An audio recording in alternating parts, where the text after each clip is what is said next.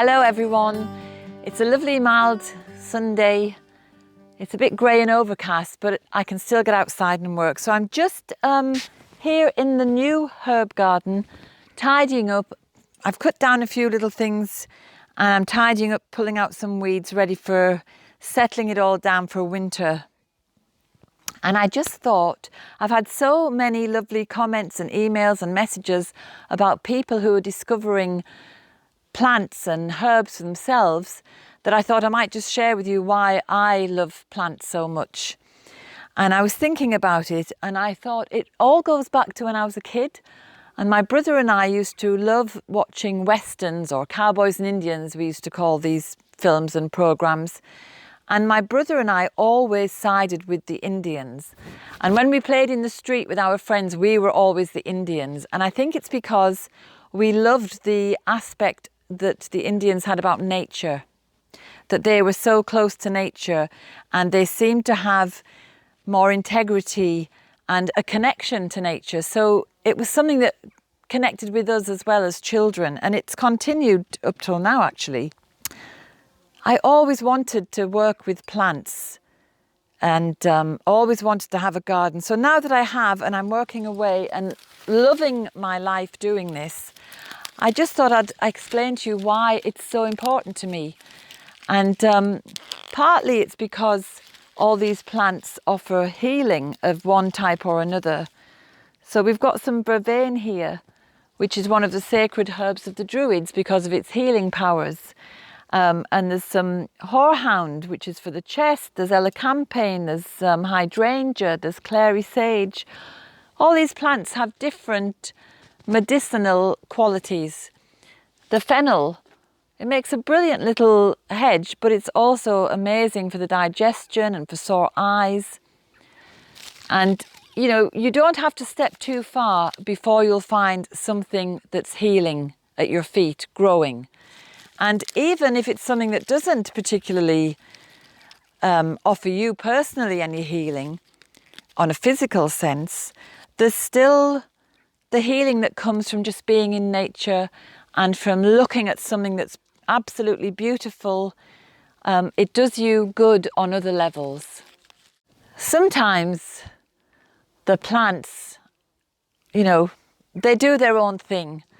You know, these, what you call these again, artichokes, they just keep coming up. I haven't planted them, and the fennel is kind of blowing over in the wind. But the soapwort, I'll take you over and show you the soapwort. And if you ever get soapwort, make sure you confine it, because it just spreads everywhere. And beautiful though it is, it's a bit annoying. I'll show you what I mean.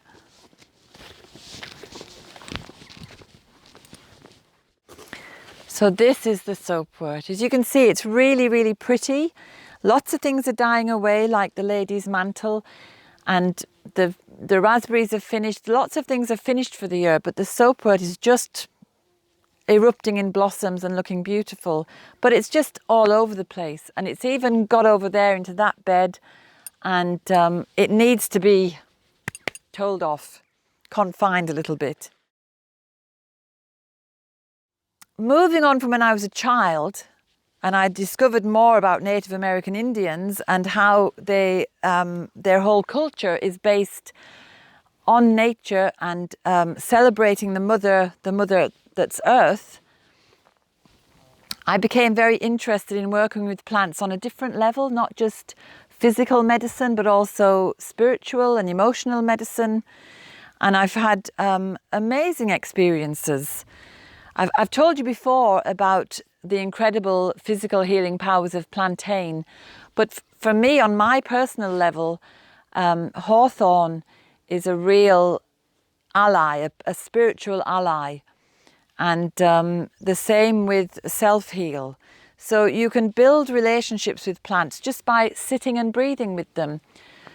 You know, if you sit with a plant and you breathe with it, you are exchanging your own molecules with the plant and vice versa, because as you exhale your carbon dioxide and the plant exhales its oxygen, you're taking up each other's exhalations and you're actually sharing molecules and becoming a part of one another. And we are all part of one another anyway. We all share the same DNA. We're all cousins and relations. And making the effort to sit and commune with the plant, just as far as I'm concerned, it just enhances your life.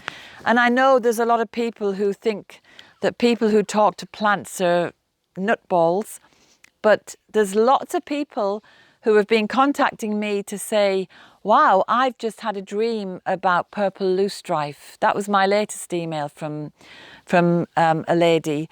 And lots of other people inquiring, how can they learn about herbs? How can they learn about healing plants? And there seems to be not a desperation, but a real strong drive to reconnect with the plant world and build up relationships with plants. So I'm delighted about that, and I would encourage people to follow that urge. I think humanity's at a bit of a crossroads, because we could follow a path that leads us back into the heart of nature, or we could follow a path that leads to becoming less than human. So just this morning I was watching or listening to a talk by Greg Braden, who was discussing artificial intelligence and how some people are happy to give up their own humanness for convenience. Whereas if you take the plant path or the path back into nature, you're going to be challenged, you're going to find difficulties. You know, the weather, for example, is one thing, but life is full of challenges and difficulties, and it's how we rise to the occasion and become stronger and better people because of it. Whereas if we move towards this AI world, we're missing out on all those opportunities to become better people, to become stronger and more of who we are, because we are part of the natural world. And I think it's quite a scary scenario. So all I can do is continue on my own path, which is further into nature, being with plants, observing the insects. There's so many insects in this garden, I'm glad to say. We've got all kinds of little mammals running around. Just found 4 rats this morning in the compost bin, which I wasn't looking forward to, but it's one of the challenges of being in the natural world. And I think it's much better than having robotic AI children that I can turn off and put in a cupboard whenever they get on my nerves. You know, anyway, I don't want to be ranting. I just want to tell you that for me, the natural world, the plant world is of amazing succor. It's an amazing resource. It helps me to build resilience and to deal with those challenges in life.